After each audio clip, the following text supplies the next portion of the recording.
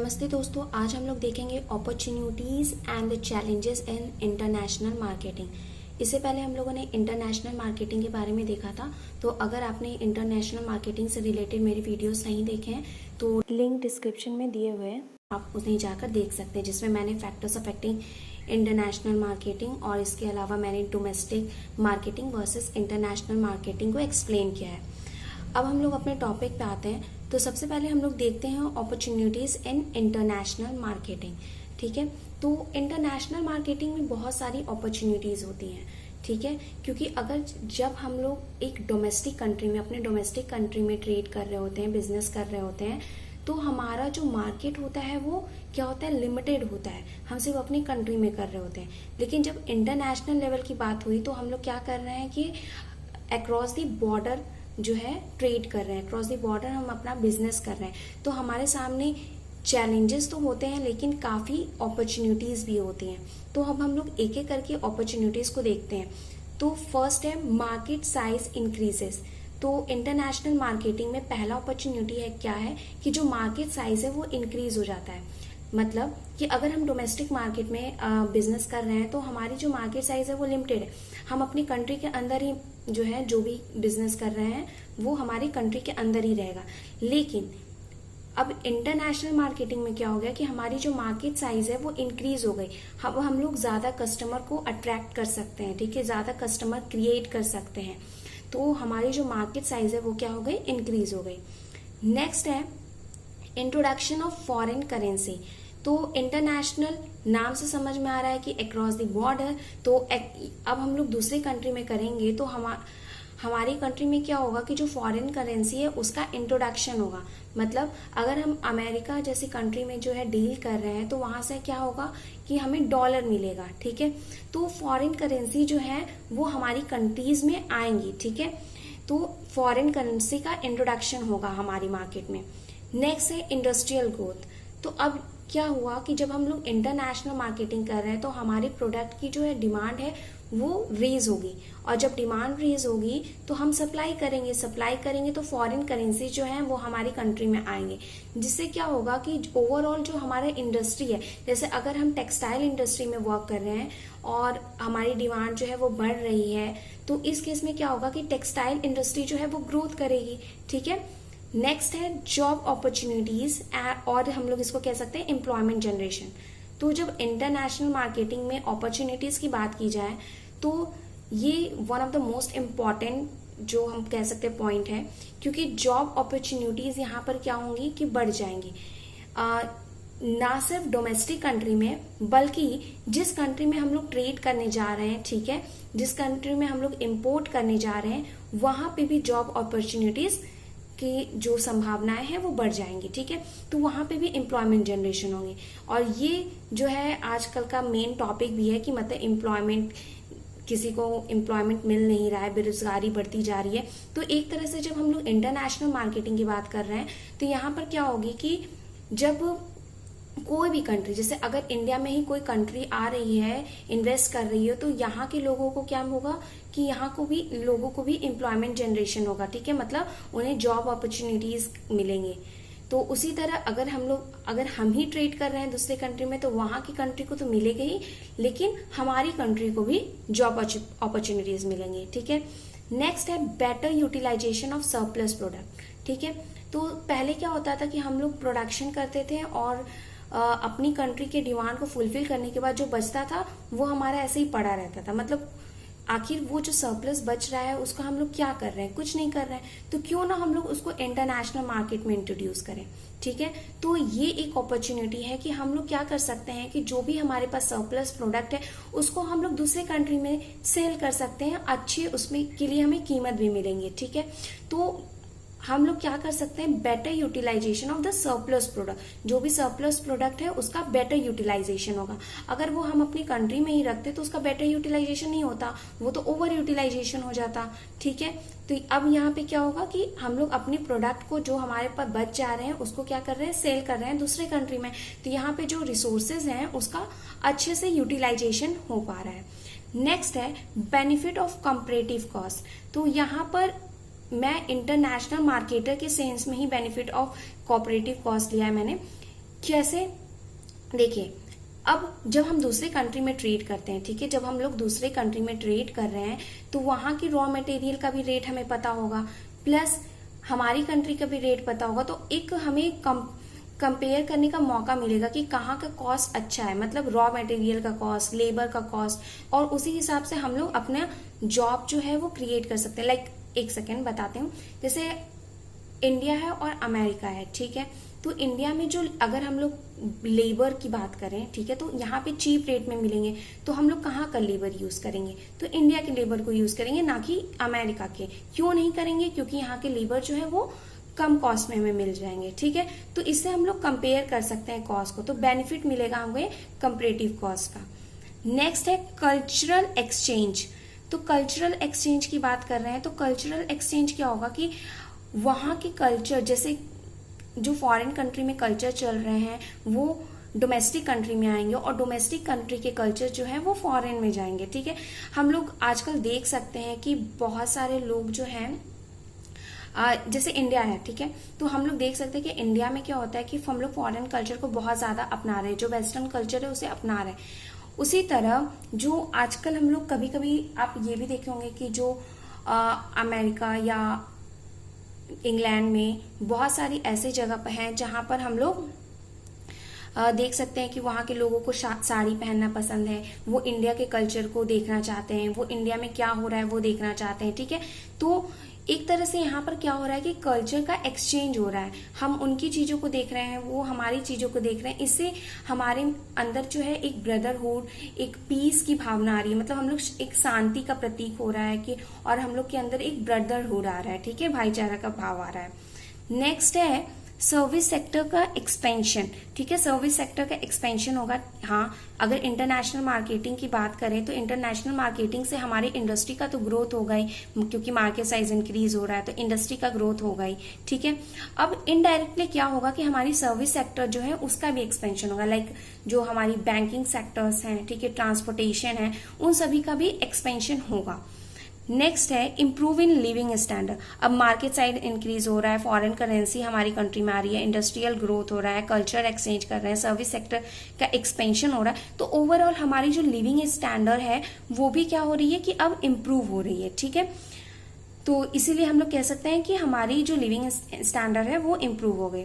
Next है favourable balance of payment. तो हमारी जो बैलेंस ऑफ पेमेंट है, क्योंकि यहाँ पर क्या हो रहा है कि अगर हम लोग इम्पोर्ट कर रहे हैं, ठीक है, अपने प्रोडक्ट्स का को हम लोग हम लोग अपने प्रोडक्ट्स को एक्सपोर्ट कर रहे हैं, तो जितना ज्यादा हम लोग एक्सपोर्ट करेंगे उतना ही ज्यादा हमें क्या होगा कि हमारी जो बैलेंस ऑफ पेमेंट है वो फेवरेबल शो करेगी, ठीक है। नेक्स्ट है और लास्ट है increase in per capita income.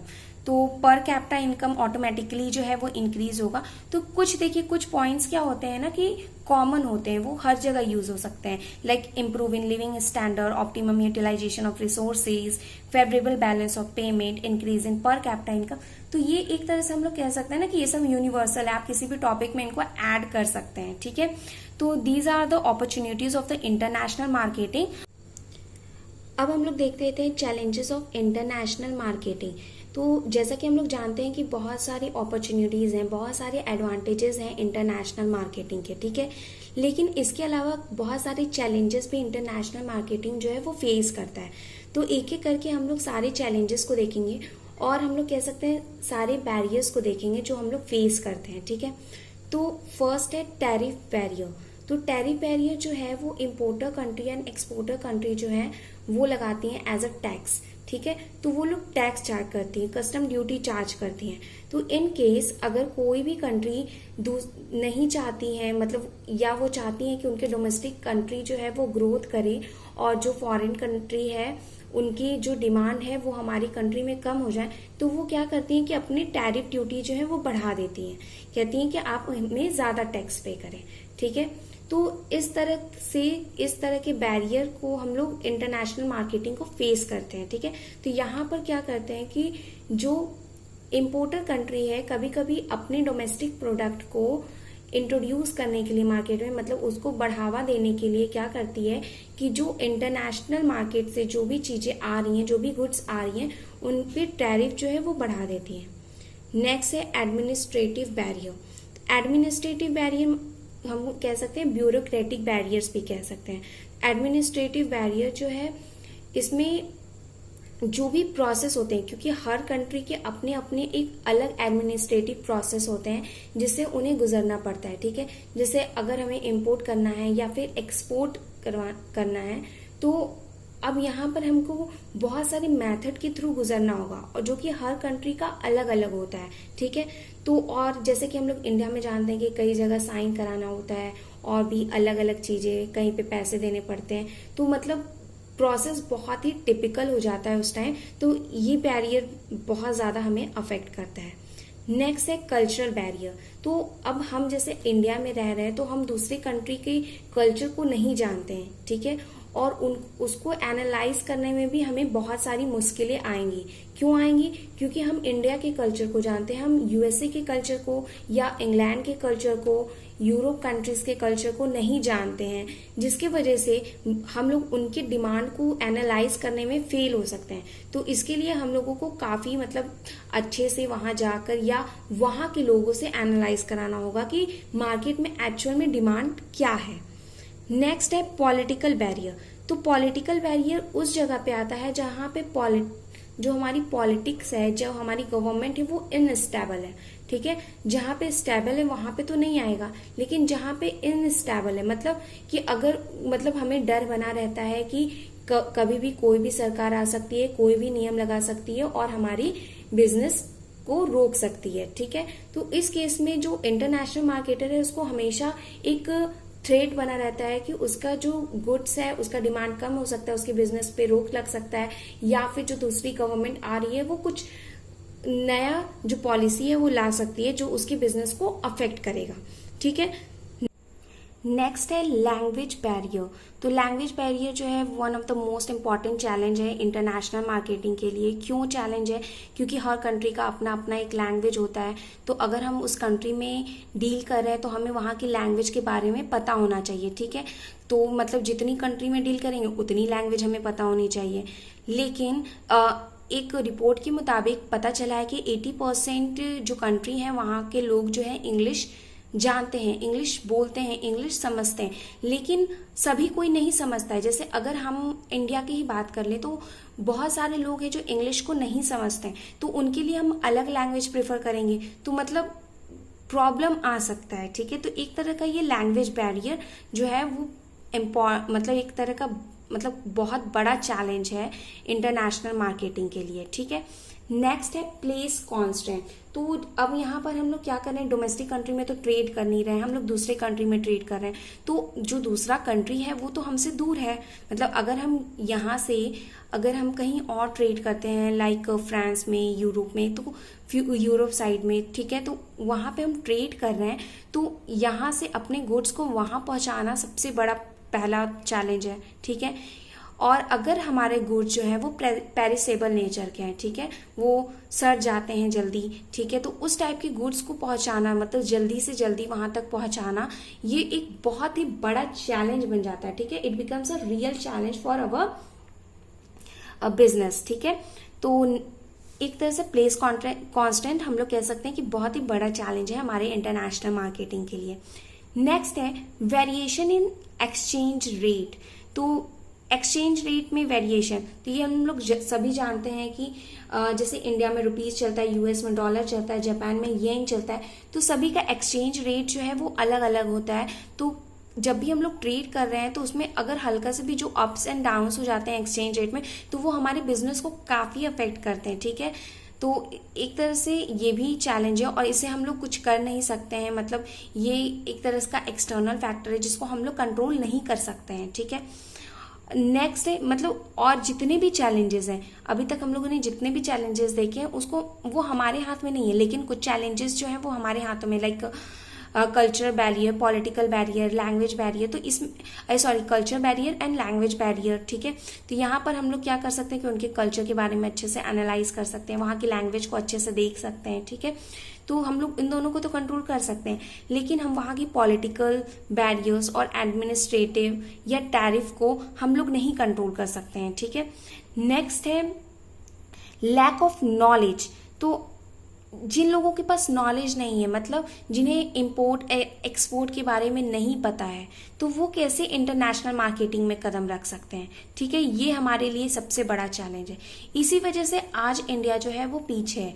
क्यों पीछे है? क्योंकि यहाँ के लोगों में टैलेंट तो है, लेकिन वो अपने टैलेंट को जो है आगे नहीं बढ़ा पाते हैं, लेकिन उसको हम लोग एक्सपोर्ट नहीं कर पाते हैं। अगर यहाँ पे एक पॉट तैयार होता है, ठीक है, तो इसका डिमांड जो है वो इंटरनेशनल मार्केट में काफ़ी ज़्यादा है। ठीक है, मिट्टी के पॉट्स, मिट्टी के खिलौनों, तो इनके जो डिमांड है वो मार्केट में बहुत ज़्यादा है। लेकिन क्योंकि हमारे पास नॉलेज की कमी है, मतलब कि हमें नहीं पता है कि हम लोग किस तरह से एक्सपोर्ट कर सकते हैं गुड्स को, कि हमें नहीं पता है कि वहाँ पे डिमांड ज़्यादा है, इस वजह से हम लोग ये प्रॉब्लम जो है वो फेस कर रहे हैं।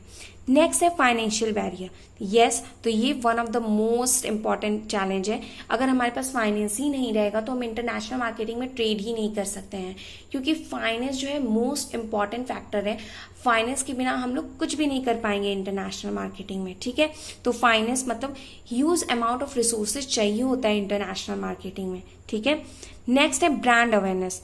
अब हम लोग अपनी जो बिजनेस है वो दूसरी कंट्री में ग्रोथ कराना चाहते हैं। ठीक है, दूसरी कंट्री में हम उसको इंट्रोड्यूस कराना चाहते हैं, तो हमारी ब्रांड का के बारे में उन लोगों को पता भी तो होना चाहिए। ठीक है, तो अब हम लोग ब्रांड, क्योंकि अगर हम डोमेस्टिक कंट्री की बात करें तो डोमेस्टिक कंट्री में लोग हमारे प्रोडक्ट को जान सकते हैं। ठीक है, लेकिन अगर इंटरनेशनल मार्केट की बात करें तो वहां पे तो कई तरह के गुड्स होते हैं। ठीक है, वहां से डोमेस्टिक गुड्स तो है नहीं, वहां पे अदर कंट्रीज के भी गुड्स हैं, तो वहां पे अपनी पहचान बनाना is the very difficult task. ठीक है, तो आजकल लोग इंटरनेट का यूज करते हैं ताकि ब्रांड अवेयरनेस जो है वो आए।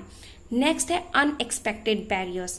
तो अनएक्सपेक्टेड बैरियर्स का सबसे अच्छा एग्जाम्पल है that is covid, corona virus. ठीक है, तो कुछ बैरियर्स जो होते हैं वो अनएक्सपेक्टेड होते हैं, मतलब हम लोग वो जानते भी नहीं और वो हो जाते हैं। कोरोना वायरस, इसके बारे में हम लोग ने कभी सोचा नहीं था कि कोई ऐसा डिसीज आएगा, कोई ऐसी मतलब वायरस आएगा जो हमें इस तरह से अफेक्ट करेगा। ठीक है, हमारे बिजनेस को इस तरीके से अफेक्ट करेगा। अभी हम लोगों ने देखा था कि बहुत सारी मतलब जगह से हम लोग ट्रेड करना बंद कर दिए थे बिकॉज ऑफ दिस। फ्लाइट्स आ जा नहीं रही थी। ठीक है, ट्रेड, यहाँ तक कि हमारी डोमेस्टिक कंट्री में ही हम लोग अपनी बिजनेस को नहीं कर पा रहे थे, तो इंटरनेशनल की बात ही छोड़ सकते हैं। ठीक है, तो ये है कुछ चैलेंजेस जो इंटरनेशनल मार्केटिंग जो है वो फेस करता है। ठीक है, so this is all about the opportunities and the challenges in international marketing. अगर आपको वीडियो पसंद आया, अगर इससे आपकी थोड़ी सी भी हेल्प हुई है, तो please like my video and subscribe my channel. Thank you and have a nice day.